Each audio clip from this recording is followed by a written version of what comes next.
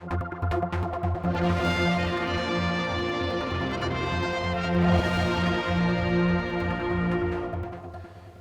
number 7. We're straying back onto the steam packet again now, so it may not be too bad. It's quite a pointed and direct question, actually. As there have already been 2 select committees put together for the steam packet debate, how does Mr. Malarkey think another one will make a difference? And it just so happens it's Mr. Malarkey's turn to go first. Thank you. Because it's over a completely different subject. The last select committees were into the performance and the standards of the LibVan Steam Packet Company. There was no discussions with regard to the user agreement. It wasn't part of the remit of the committees.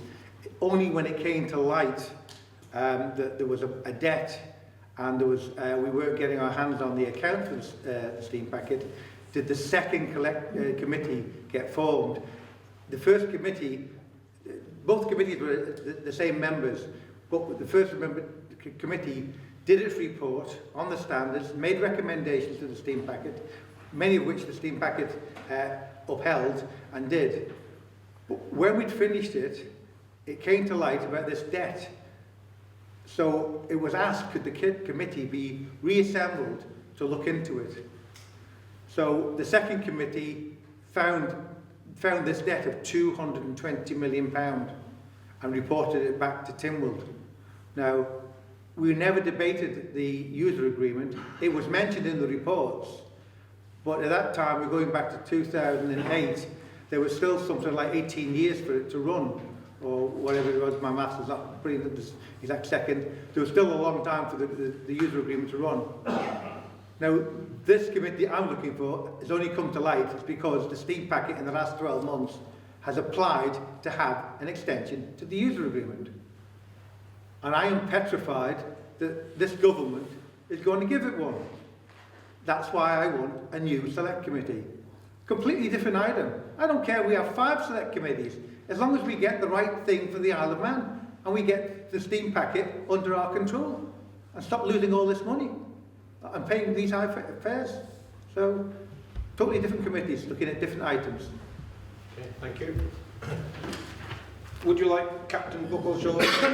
No? Okay. Would either you gents like to comment? It was aimed at me, I think. Well, the question was directed at Mr. Malarkey. I'll give you the opportunity if you wish. the only thing is I would agree with Bill that a select committee now would be looking at things in a different manner, and it's about looking forwards, not looking backwards. We are where we are now, we've got different information, and we're in a different economic climate. We need to be looking forwards, not backwards, and I think a select committee is the best way to do that at this point in time. Okay, yeah, just 2 sentences to that one, because the question was to you. I can say that again. The contracts that the government is signing, especially when it comes to an agreement like this, like a monopoly agreement, it has to go through a panel that is independent. And what we have to avoid is that somebody has a suspicion that somebody does somebody a favor. And this is what I hear nearly on every door where I knock, and people are talking the same things, saying the same things to me. They talk about corruption, they talk about non-transparency, and a few other things. So I think, just to avoid that this will be pushed in a certain corner, important contracts for the Isle of Man have to be done by an independent body, or at least controlled, so that nobody can do a favour or a handshake behind closed doors. That's important for me. Just be careful. And I'm not going to defend the government here in any way, and certainly here and start things of corruption, but the user agreement always ends up in Tynwald, okay? And it's Tynwald that decide. So no matter what's being done, whatever's being written in by the Attorney General has to be passed by Tynwald. So it's not something that's just done down in the DOI, and you know, it's a legal document and it's passed by Tynwald. Thank you, gentlemen. I only felt it fair to give you all a fair crack of the whip there. The next question, number 8, and we have 10 at the moment, so we're nearly getting through the written ones.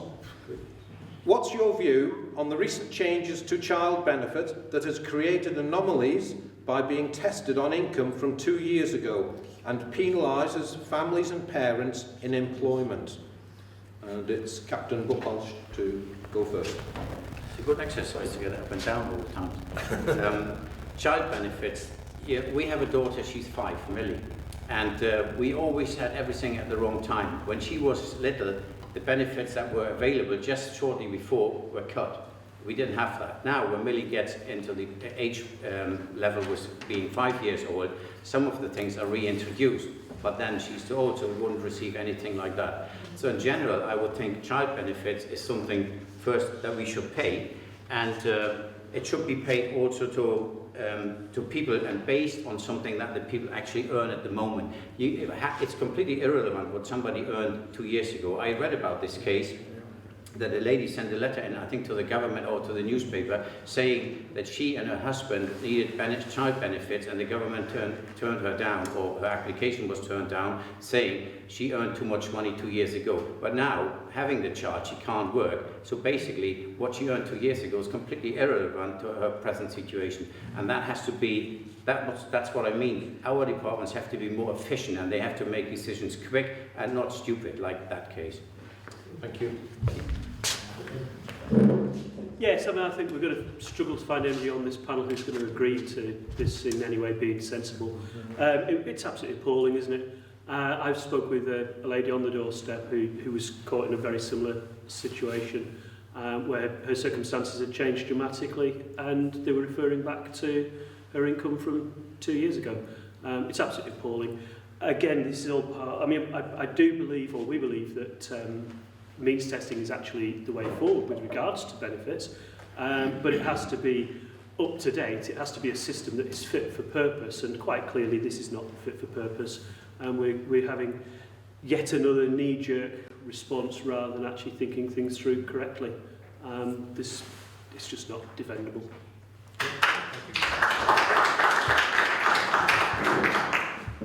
Certainly, absolutely no argument from me. I've spoken probably to the same lady and several other ones as well. Means testing is the way forward, but this running it 2 years behind is terrible.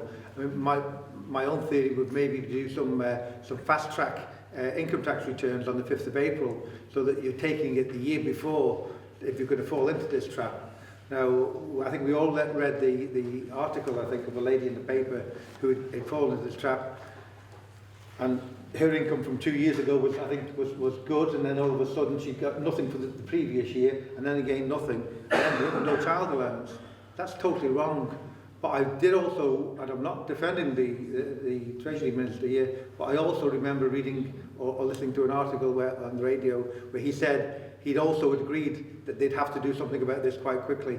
So as long as they're talking, I certainly support anything that they got rid of it, because it's really wrong. And it's not just with child benefit this is happening. You know, means testing has got to be up to date on everything, no matter what we're doing. We can't be mean testing and holding people saying, well, yeah, 2 years ago you earned £100,000, but 2 years later you're earning £20,000 and using on that income. It's absolutely totally wrong. It's you know, they're going to be struggling then. They might not be struggling back in the 2 years earlier, but now when they need the money, they're not getting it. So I'm totally in favour of means testing, and I agree with Keith on that. But we've got to bring the means testing up to date, up to at least last year's earnings at least. Otherwise it's not going to work. Thank you, Mr. Malarkey. Thank you very much. Does the person who proposed that, who put that question forward, wish to have anything further to say? No, I'm happy with that, thank you. Thank you very much, sir. Question 9. This meeting is about candidates for Douglas South. What are the candidates' plans for the constituency, and what is their timescale? And it's Mr. Fitton to start, please.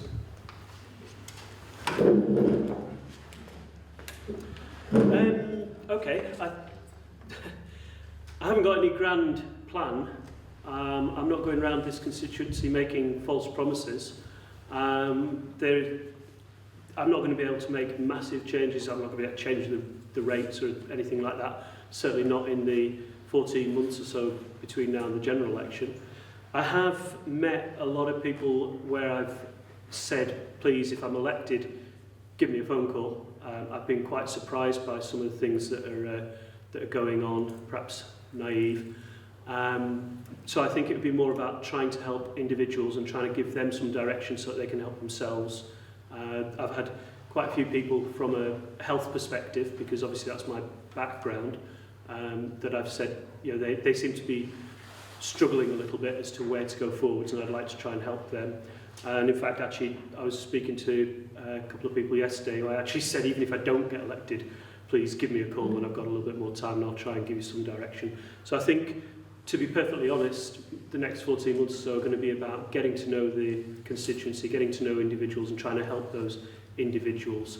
I'm not going to be able to achieve anything grand in a 14-month period. Thank you. Mr. Malarkey. Thank you. I believe that South Douglas issues or Douglas issues and the national issues. I'll be honest, on the door I'm not getting any massive ideas coming from constituents about what they want what they want for South Douglas. What I am getting is that when somebody's going to come and fill the pothole up outside the front door, that I can't even park my car there because it's leaning over to one side, or when are we ever going to get road markings and stop signs so the cars will actually stop at the halt signs before they cause an accident. Now, that would be certainly high on my agenda. I fought very hard last time. Stevenson's Way is a racetrack. I was responsible to getting the bollards put in place, at least to allow people to cross the road and stop halfway and get to the other side. I was responsible to getting slow signs put on Stevenson's Way. Where are they all? They've all worn away, they've never been replaced, there's hardly a stop sign in sight. But this is not just a Douglas South problem, this is an island problem. But if lucky enough to be the Douglas South representative, I'll be fighting for Douglas South. You know, let the other MHKs work for their areas. I want to make sure that we get these road markings back, these potholes filled in. These are issues that need sorting out in Douglas South. But obviously there's bigger picture for the whole island as well. Captain Buchholz. Yeah, when it comes to potholes, I think we do not even know where to start. We might be lucky when we avoid the first pothole when we go to work in the morning, and there are then a few hundreds more on the way. But what I would say is, one thing that has to happen is, and I heard that on the doorstep, the people are coming here and they want our vote. Once they are voted in, you never see them again.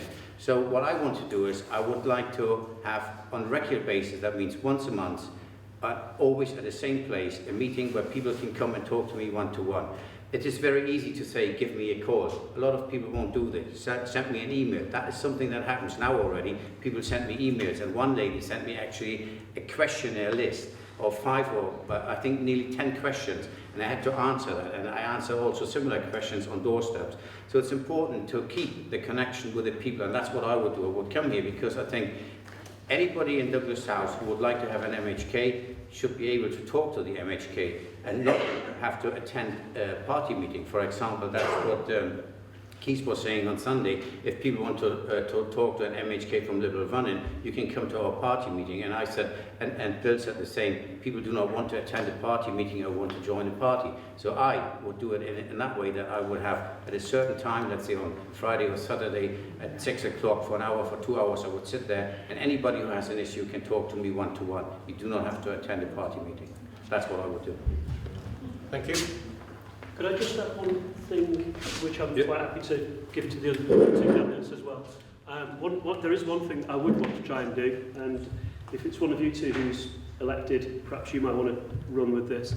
I was very shocked when I went round Hampton Farm and I found out that the primary school age children there are in Annika School, and they tried to get them involved in the catchment area for the Quaig Primary School, of which there is a footpath that comes straight out the back and goes straight down to the primary school without going anywhere near any roads, and they were told no, they've got to go across that main road and across another couple of roads to get to school, which I think is absolutely crazy, and anybody who does any kind of basic risk assessment would say the first thing you do is you remove the risk, and the risk in this case is quite clearly crossing a main road. So you know, that seems like a crazy thing for me to do, and I've told them I'll be following up on that if I'm elected.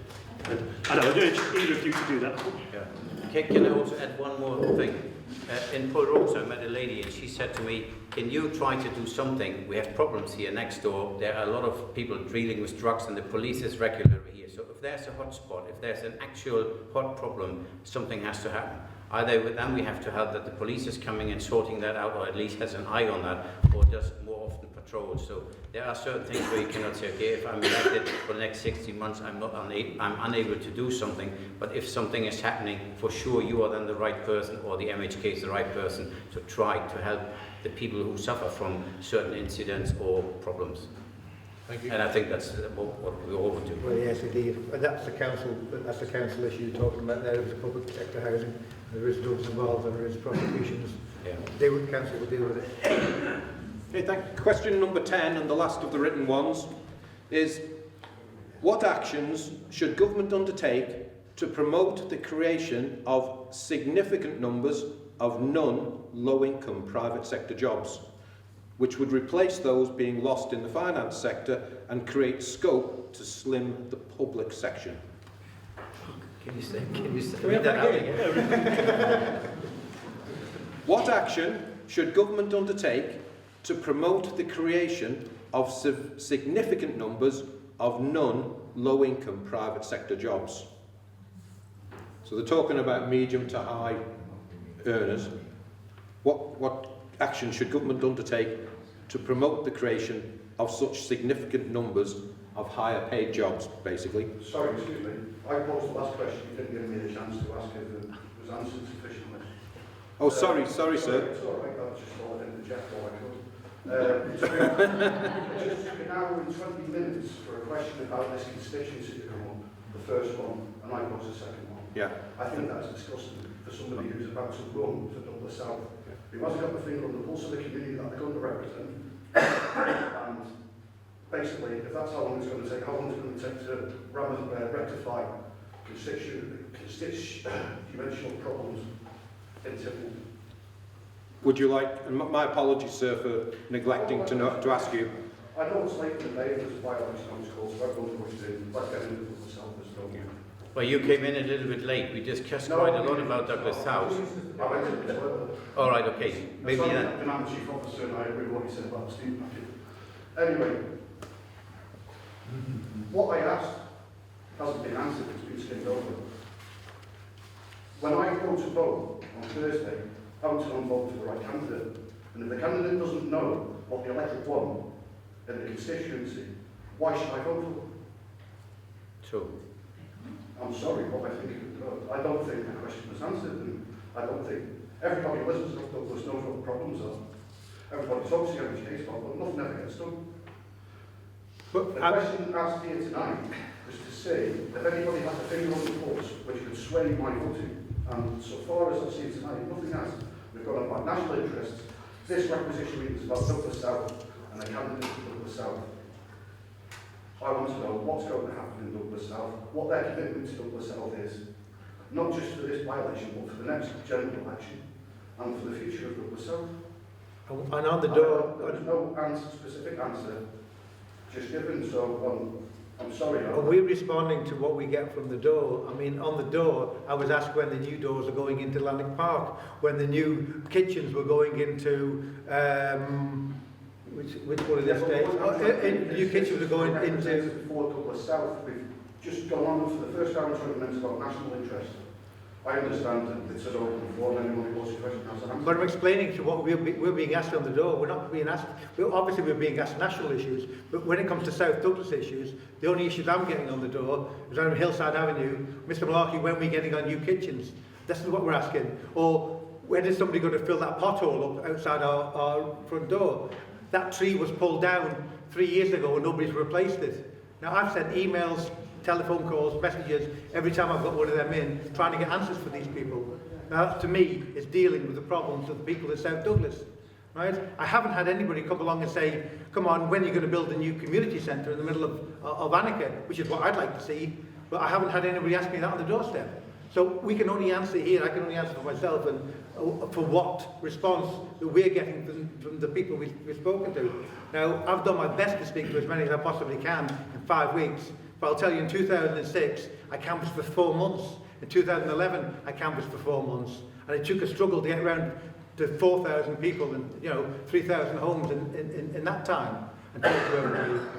I've been canvassing day and night, but I know I've missed lots of people that are at work. And I'm sure all the candidates have been doing exactly the same. With all due respect, we are electing national politicians, not council politicians. I'm well aware of that. The gentleman did, excuse me, Sue, the gentleman asked what we were doing about South Douglas. I'm giving the answer to what I'm getting asked on the doorstep. Now, whether it's national or whatever, I said to you before, a politician, an MHK, quite unique in the Isle of Man, our telephone numbers are on the front of the telephone directory. We are there to serve the people, right? Whether it's a problem with a council problem, and we have to go forward. I'm just saying we could draw this around, but we're here to elect national politicians, not council. Exactly, but the gentleman's complaining we're not talking about local issues.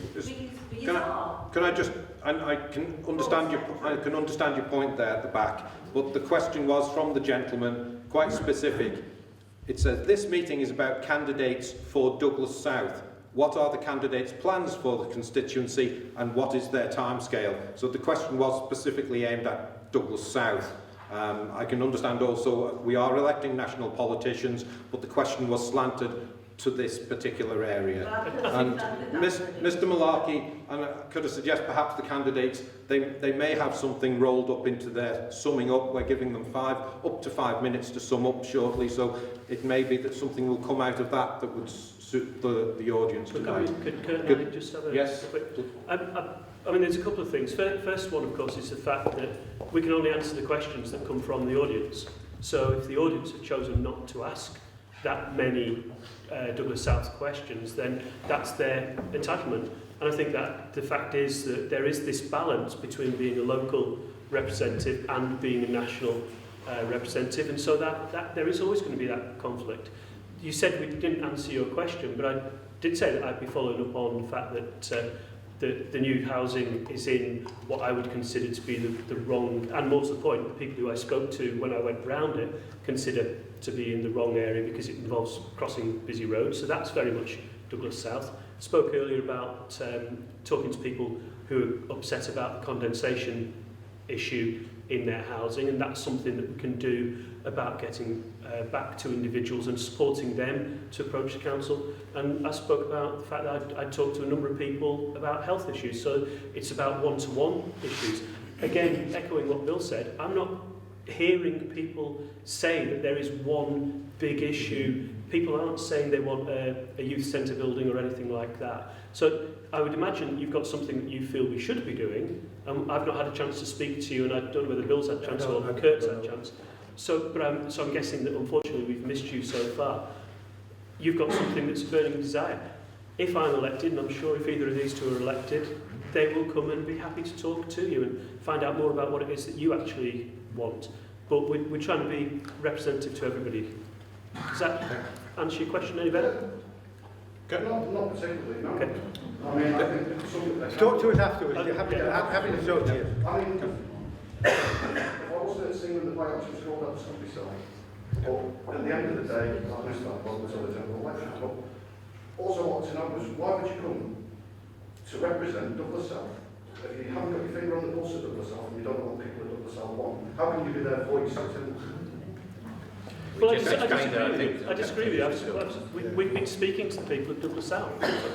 Can I ask Captain Buchholz now to have his reply? Thank you.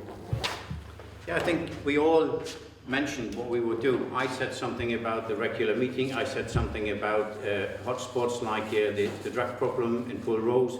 Keith said something and Bill said something. So I do not know what else you expect us to do. So we gave you specific ideas what we are standing for and what we think we will do for Douglas South.